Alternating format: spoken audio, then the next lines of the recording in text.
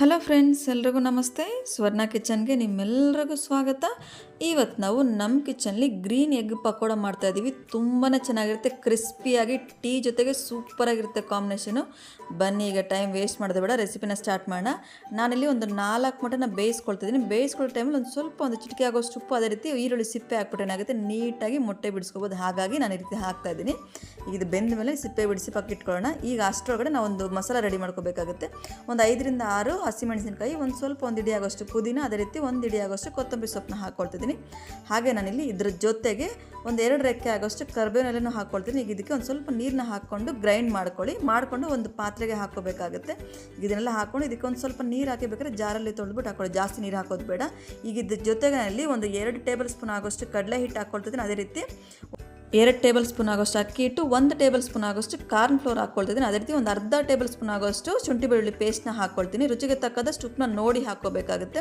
ಈಗ ಒಂದ್ಸರಿ ಚೆನ್ನಾಗಿ ಮಿಕ್ಸ್ ಮಾಡ್ಕೊಳ್ಳೋಣ. ಅದಾದ ನಂತರ ನೀರು ನೋಡಿ ಹಾಕೋಬೇಕಾಗುತ್ತೆ. ಎಷ್ಟು ಬೇಕಾಗುತ್ತೆ ಅಷ್ಟು ಮಾತ್ರ ಹಾಕೋಬೇಕಾಗುತ್ತೆ. ಜಾಸ್ತಿ ಹಾಕ್ಕೊಂಡ್ರೆ ನೀರು ಆಗಿಬಿಡುತ್ತೆ. ಹಾಗಾಗಿ ಸ್ವಲ್ಪನೇ ಹಾಕ್ಕೋಬೇಕು. ನಾನು ಮತ್ತೆ ಜಾರಲ್ಲಿ ಒಂದು ಸ್ವಲ್ಪ ನೀರನ್ನ ಹಾಕ್ಬಿಟ್ಟು ಹಾಕ್ಕೊಳ್ತಿದ್ದೀನಿ.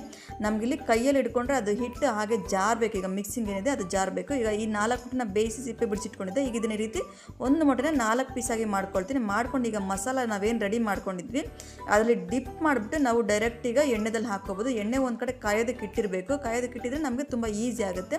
ಈ ರೀತಿ ಡಿಪ್ ಮಾಡ್ಕೊಂಡು ನಾವು ಡೈರೆಕ್ಟ್ ಹಾಕ್ಕೋಬೋದಾಗುತ್ತೆ. ಹೈ ಫ್ಲೇಮಲ್ಲಿ ಎಣ್ಣೆ ಕಾಯಿಸ್ಕೊಂಡು ಮೀಡಿಯಮ್ ಫ್ಲೇಮಲ್ಲಿ ಇಟ್ಟು ಹಾಕ್ಕೊಳ್ಳಿ. ಹಾಗೇನಾಗುತ್ತೆ, ಬಾಣಲಿಗೆ ಅಂಟ್ಕೊಳ್ಳೋದಿಲ್ಲ. ತುಂಬ ಸಿಂಪಲಾಗಿ ಮಾಡ್ಕೋಬೋದು. ಟೀ ಟೈಮ್ಗೆ ಸೂಪರಾಗಿರುತ್ತೆ. ಒಂದು ಕಡೆ ಟೀ ಕಾಯೋದಕ್ಕಿಟ್ಟು ಇನ್ನೊಂದು ಕಡೆ ಈ ರೀತಿ ನಾವು ಸ್ನ್ಯಾಕ್ಸ್ ರೆಸಿಪಿನ ಮಾಡ್ಕೋಬೋದು. ಮಕ್ಳಿಗೂ ಸಹ ಮಾಡ್ಕೊಳ್ಳಿ, ತುಂಬಾ ಇಷ್ಟಪಡ್ತಾರೆ. ಯಾರೆಲ್ಲ ಬೇಯಿಸಿರೋ ಮೊಟ್ಟೆ ತಿನ್ನಲ್ಲ ಅಂತಾರೆ ಅಂಥವ್ರಿಗೆ ಈ ರೀತಿ ಒಂದು ಸಾರಿ ಗ್ರೀನ್ ಎಗ್ ಪಕೋಡ ಮಾಡಿಕೊಡಿ, ತುಂಬಾ ಇಷ್ಟಪಡ್ತಾರೆ. ತುಂಬಾ ಸಿಂಪಲಾಗಿ ಮಾಡ್ಬೋದು. ನೀವು ಒಂದ್ಸರಿ ಟ್ರೈ ಮಾಡಿ ಕಮೆಂಟ್ಸಲ್ಲಿ ತಿಳಿಸಿ ನಿಮ್ಮದಲ್ಲಿ ಯಾವ ರೀತಿ ಬಂತು ಅಂತೇಳಿ. ನಿಮ್ಗೆ ಈ ರೆಸಿಪಿ ಇಷ್ಟ ಆಗಿದ್ರೆ ಲೈಕ್ ಮಾಡಿ, ಶೇರ್ ಮಾಡಿ, ಟ್ರೈ ಮಾಡಿ ಕಮೆಂಟ್ಸಲ್ಲಿ ತಿಳಿಸಿ. ನೀವು ಫ್ಯಾಮಿಲಿ ಫ್ರೆಂಡ್ಸ್ಗೂ ಶೇರ್ ಮಾಡಿ.